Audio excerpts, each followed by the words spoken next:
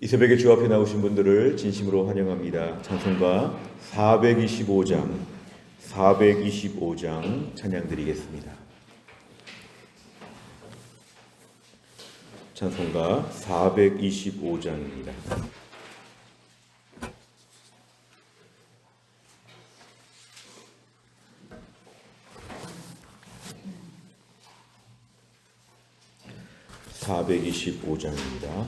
주님의 뜻을 이루소서.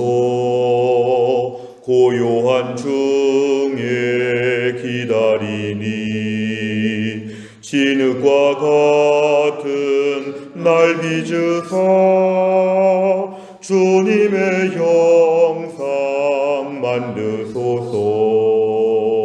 주님의 뜻을 이루소서. 주님 발 앞에 엎드리니 나의 맘속을 살피시사 눈보다 이게 하옵소서. 주님의 뜻을 이루소서. 병들어 몸이 피곤할 때 권능의 손을 내게 펴사 강건케 하여 주옵소서. 주님의 뜻을 이루소서. 온전히 나를 주장하사 주님과 함께 동행함을 만민이 알게 하옵소서.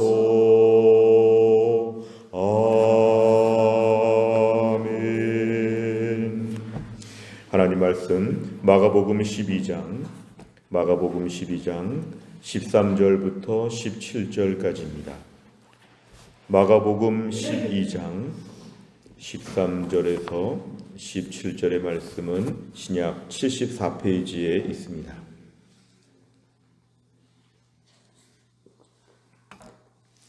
마가복음 12장 13절에서 17절까지의 말씀 저 한 절씩 교독합니다. 13절에서 17절입니다.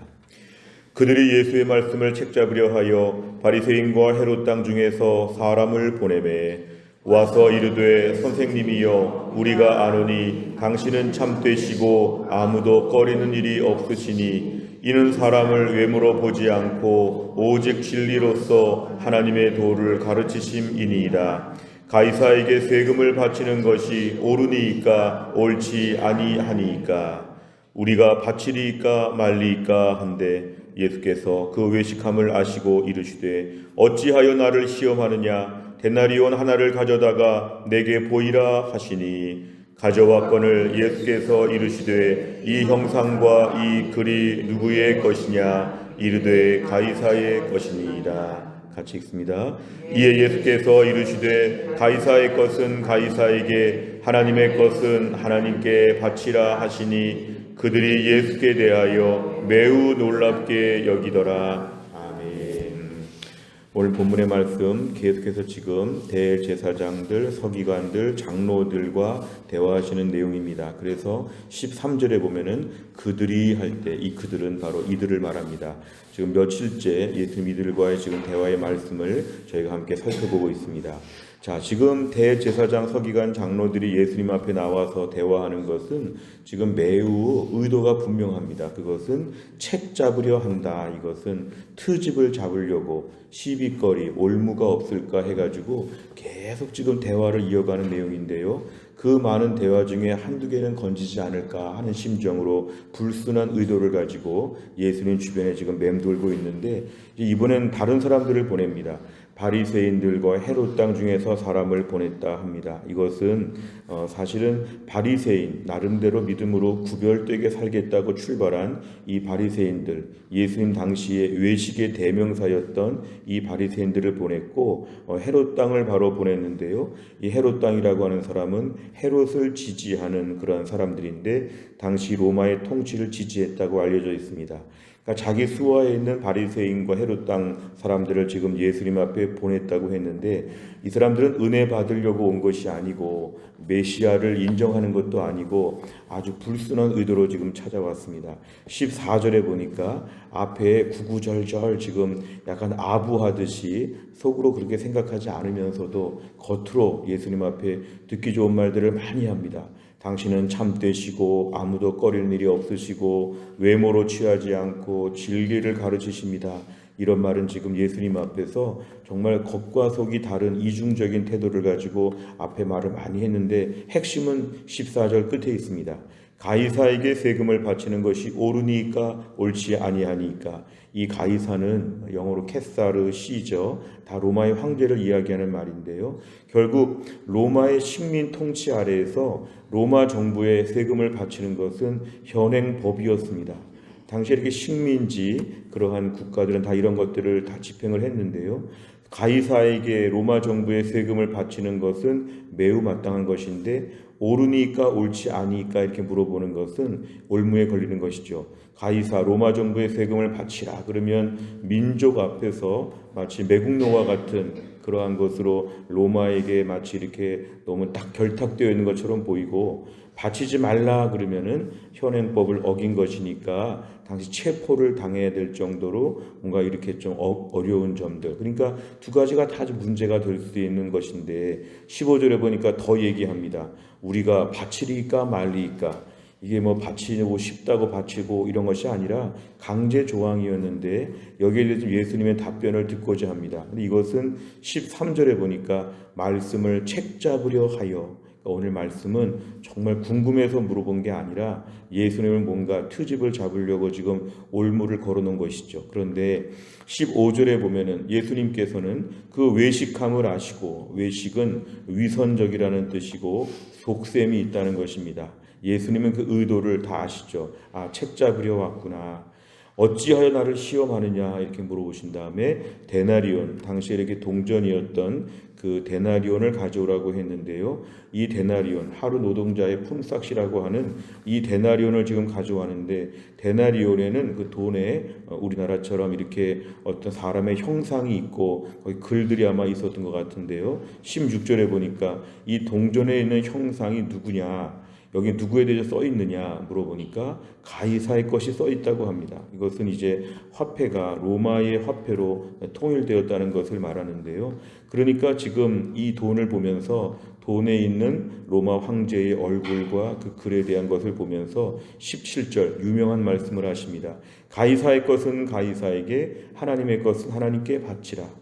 이들의 불순한 의도로 예수님을 공격할 수 없게끔 예수님 말씀하십니다. 한쪽 편에서 예수님은 지금 답을 주시지 않고 가이사의 것이 있고 하나님의 것이 있는데 각각 다 바치라 이렇게 말씀하니까 17절에 그들은 바리새인과 헤롯 땅이 지금 예수님 말씀을 듣고 매우 놀랐다 이렇게 지금 말하고 있습니다. 내용 관찰을 보시면 첫째, 바리새인과 헤롯 땅에서 보낸 사람은 예수님께 어떤 질문을 합니까? 14절과 15절에 보면은 가이사에게 세금을 바치는 것이 옳습니까? 옳지 않습니까? 이런 얘기를 지금 하고 있습니다.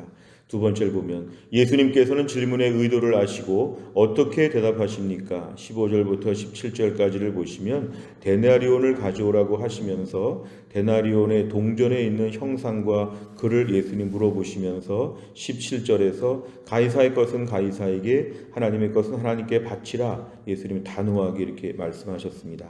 세 번째를 보면 예수님께서 가이사의 것은 가이사에게, 하나님의 것은 하나님께 바치라고 말씀하신 이유는 무엇입니까?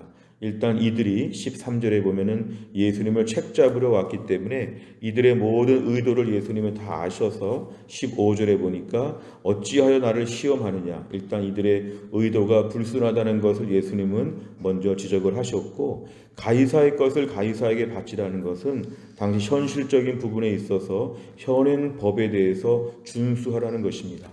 마치 예수님을 따라다니고 예수님을 잘 믿으니까 로마 정부도 무시하고 세금 내는 것도 무시하고 그냥 교회에서 헌금만 잘하고 그냥 예수님만 따라다니면 될 것처럼 그렇게 말씀하지 않으시고, 가이사의 것이 있는데 가이사에게 충실하게 바쳐서 모범 시민이 되어야 한다는 얘기를 분명히 하십니다. 그러니까 지금 현실적으로 로마가 이스라엘을 점령하고 있는 그 때에 로마 정부에 대한 모든 의무를 다 감당하라는 것이죠. 또 한 가지는 하나님의 것을 하나님께 바치라는 것은 하나님께 드려야 될 몫이 반드시 있다는 것입니다. 너무 세금이 많고 살기가 어렵고 힘들어도 하나님의 것을 바치는 면에 있어서는 인색하지 않게 철저하게 바쳐야 된다. 그런데 양쪽이 다 핑계가 될 수 있습니다. 가이사의 것을 바치다 보면 하나님께 바칠 것이 없다.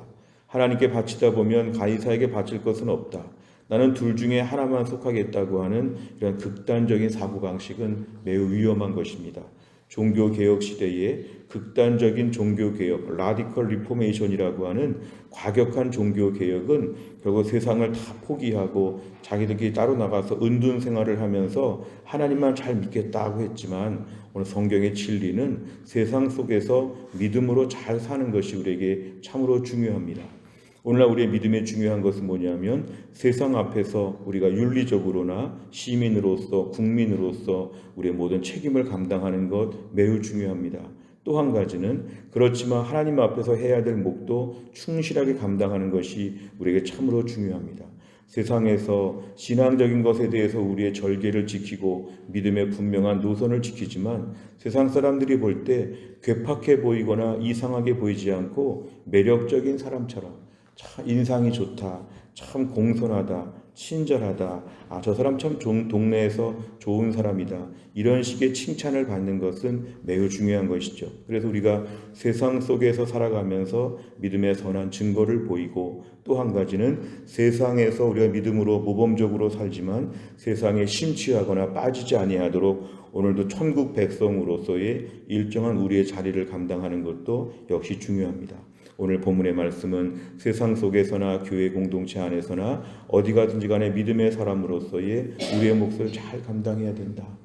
교회 공동체를 열심히 섬기면서 집안을 잘 못 돌보거나 아니면 직장 생활을 게을리하거나 이렇게 되면 우리가 문제가 되는 것이고, 우리가 오늘날 신앙생활을 잘 하면서도 직장에서도 모범 직장인으로, 또한 가정에서도 모범적인 부모로서 이러한 몫을 다 감당하는 것이 우리에게 기도 제목입니다. 우리의 몫을 어디 가서나 잘 감당하는 것, 오늘 본문에 포괄적으로 우리의 삶의 종합적인 차원에서의 믿음의 증거를 우리에게 보여주는 것이죠. 네 번째를 보면, 하나님의 백성으로 신앙생활에 충실하면서도 사회 구성원으로서 책임을 다하라는 예수님 말씀을 보며 무엇을 느낍니까? 혹시 우리는 둘 중에 한쪽에 너무 소홀한 부분이 없는가, 이 부분입니다. 물론 우선적인 부분은 신앙생활이라고 우리가 하지만, 오늘 본문의 말씀에 가이사의 것도 있다고 말씀하니까 가이사의 것을 바치기 위해서는 세상 속에서도 우리가 믿음으로 열심히 사는 게 필요합니다. 오늘날 우리가 기독교 세계관으로 볼 때에, 그래서 직장 생활에서도 하나님을 잘 믿는 사람이기 때문에 직장에서 누구보다도 열심히 일하고 누구보다도 고생을 잘 감당하고 직장 생활 가운데도 믿음의 사람의 성실한 모습을 보여주는 것 너무도 중요한 것이죠. 특별히 최근에 계속적인 말씀은 믿음에 대한 말씀이기 때문에 오늘은 저희가 조금 더 세상 쪽을 강조한다고 하면 직장이나 가정에서 믿음의 온전한 모습을 보여주게 하여 주시옵소서. 하나님께 너무 신앙생활 열심히 하다 보니까 직장 가서 피곤하고, 또 직장 가서 짜증을 내고, 교회를 잘 섬기다 보니까 직장은 단순히 돈만 버는 것이고 이런 식으로 되면 안 되고, 직장 안에서도 내가 교회 다닌다는 것을 분명히 밝히고 직장에서도 성실하게 일하는, 누가 봐도 인정받을 수 있는 그러한 삶을 감당하고, 가정과 이웃과 동네 주변에서도 내가 오늘 믿음의 모습을 잘 보여줘야 되는데 나는 그동안 어떻게 했는가, 내가 신앙생활을 잘하면서 어떠한 가족들 앞에서나 직장에서나 어떻게 행동했는가를 돌아보면 우리가 자신을 좀 반성하고 고쳐야 될 부분 한번 적어보시기를 바랍니다. 5번째를 보면 신앙 공동체에서는 충실했지만 일터나 가정에서 책임을 다하지 못한 것은 무엇입니까? 세상 속에서도 책임을 다하는 지혜로운 그리스도인으로 살기 위해서 무엇을 실천하겠습니까? 오늘 저는 말씀을 묵상하면서 창세기에 등장하는 요셉에 대해서 좀 말씀을 살펴보았습니다. 요셉은 특별히 보디발의 집에 종으로 팔렸는데 그는 종으로서 매우 누가 봐도 모범적이고 누가 봐도 신뢰할 만한 그러한 종이었다고, 그래서 가정 총무가 될 정도라고 요셉을 얘기하고 있습니다.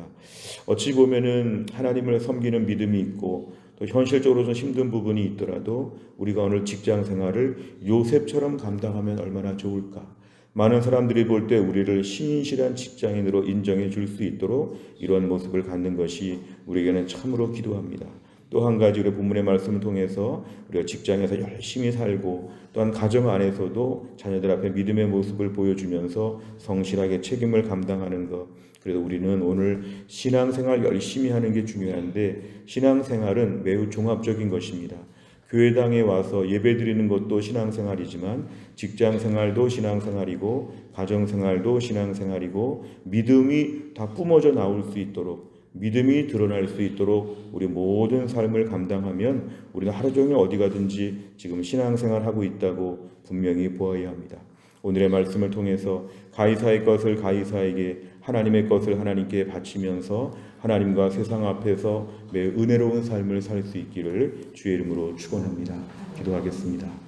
하나님 아버지 감사합니다. 이 새벽에 하나님이 저희를 깨우시고 주 앞에 나와 기도하게 하신 하나님, 오늘 말씀을 붙잡고 기도합니다.